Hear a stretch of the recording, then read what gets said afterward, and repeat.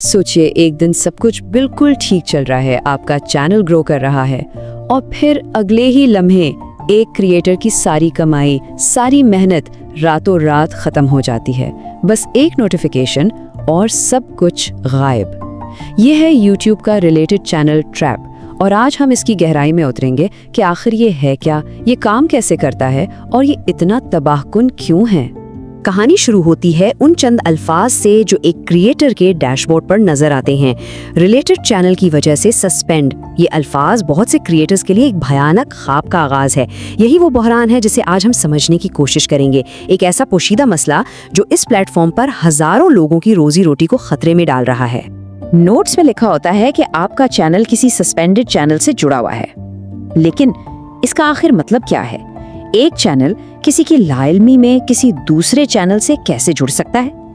यही वो पहेली है जिसे आज हम हल करेंगे और ये समझेंगे कि YouTube का सिस्टम पर्दे के पीछे कैसे काम करता है। तो आइए इस डिजिटल गुत्थी को सुलझाते हैं।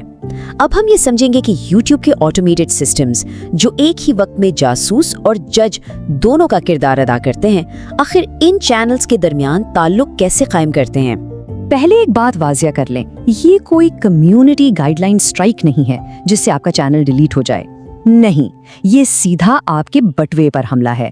आपकी आमदनी एक ऐसे ताल्लुक की वजह से रोक दी जाती है जो अक्सर आपको मालूम भी नहीं होता। अब जरा इन सिग्नल्स के इस पेचीदा जाल को देखें। YouTube सब कुछ देखता है, एक जैसे गूगल अकाउंट्स, एक ही एडसेंस आईडी, यहाँ तक कि अगर आप कभी किसी दूसरे चैनल के मैनेजर भी रहे हों, वो आपके इस्तेमाल करदा डिवाइसेस, आपका IP एड्रेस, वीडियोस में चेहरे की शनाख्त या पुराने भूले बिसरे ताल्लुकात सब ट्रैक करते हैं। बच निकलने की कोई जगह नहीं है। तो अगर किसी के साथ ऐसा हो जाए तो इस मसले को हल करने का पहला और बेहतरीन मौका क्या है? आइए YouTube के फराहम करदा official step by step process पर नजर डालते हैं। घड़ी की सुइयां बहुत तेजी से चल रही होती हैं।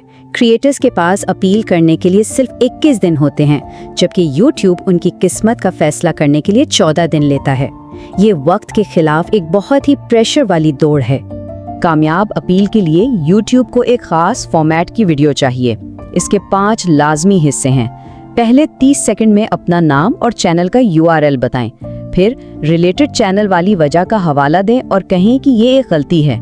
इसके बाद हर मुमकिना कनेक्शन जैसे एडसेंस या परमिशंस को एक एक करके मुस्तरद करें। फिर मुख्तसर तौर पर अपने कंटेंट और इसे बनाने के तरीके के बारे में बताएं और आखिर में शाइस्तगी से अपनी बात दोहराएं और रिव्यू टीम का शुक्रिया अदा करें। याद रखें, आप एक सिस्टम से बात कर रहे हैं, किसी इंसान से बहस नहीं कर रहे। जज्बात में आकर बात करना आपकी अपील को फौरन मुस्तरद करवा देगा। कामयाबी की कुंजी टेक्निकल उसूलों पर सख्ती से अमल करना है, यहाँ तक कि छोटी से छोटी तफसील पर भी, जैसे वीडियो को पब्लिक या प्राइवेट के बजाय अनलिस्टेड के तौर पर अपलोड करना। और अब हम इस मायूस कुन हकीकत की तरफ बढ़ते हैं जिसका सामना बहुत से क्रिएटर्स को करना पड़ता है जब ये साफ सुथरा ऑफिशियल प्रोसेस वैसे काम नहीं करता जैसा उसे करना चाहिए। क्रिएटर्स एक दो राहे पर खड़े होते हैं। एक तरफ ऑफिशियल अपील का रास्ता है जो अक्सर ऐसा महसूस होता है जैसे आप खला में चीख रहे हों, जहां बॉट्स फौरी तौर पर अपील मुस्तरद कर देते हैं।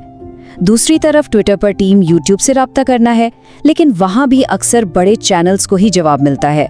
ये एक रोबोट और नजरअंदाज किए जाने के इम्कान के दरमियान एक इंतखाब है।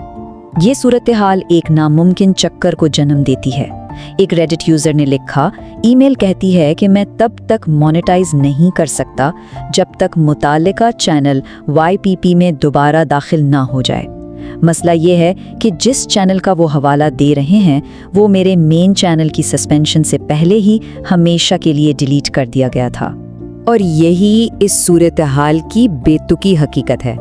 जो हल बताया जा रहा है वो लफ्जी तौर पर नामुमकिन है। आप एक ऐसे चैनल को कैसे बहाल कर सकते हैं जो अब मौजूद ही नहीं है? ये एक ऐसी गुत्थी है जो सुलझ ही नहीं सकती। YouTube के सिस्टम की मंतिक में एक मुकम्मल खराबी।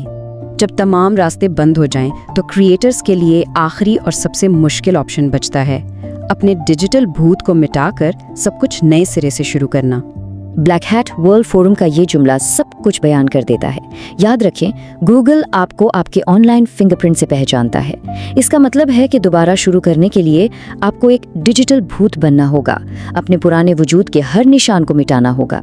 ये इक़दामात किसी जासूसी फिल्म की तरह लगते हैं, एक किस्म का डिजिटल विटनेस प्रोटेक्शन प्रोग्राम। अपना कंप्यूटर फॉर्मेट करें, नया फ़ोन नंबर लें, नया बैंक अकाउंट खोलें और कभी भी भूल कर भी पुराना कंटेंट दोबारा अपलोड ना करें। ये अब सिर्फ कंटेंट बनाने के बारे में नहीं है, ये अपनी डिजिटल शनाख्त को मुकम्मल तौर पर मिटाने के बारे में है। और ये हमें एक आखिरी सोच पर छोड़ जाता है। मुकम्मल डिजिटल मेमोरी की इस दुनिया में जहां हर क्लिक, हर लॉगिन रिकॉर्ड होता है, क्या कोई क्रिएटर वाकई कभी गायब हो सकता है? ये सवाल इस पूरे तज्जिए के मरकजी ख्याल का खुलासा करता है और हमें बड़े प्लेटफॉर्म्स पर अपनी शनाख्त की नौयत पर गौर करने पर मजबूर करता है।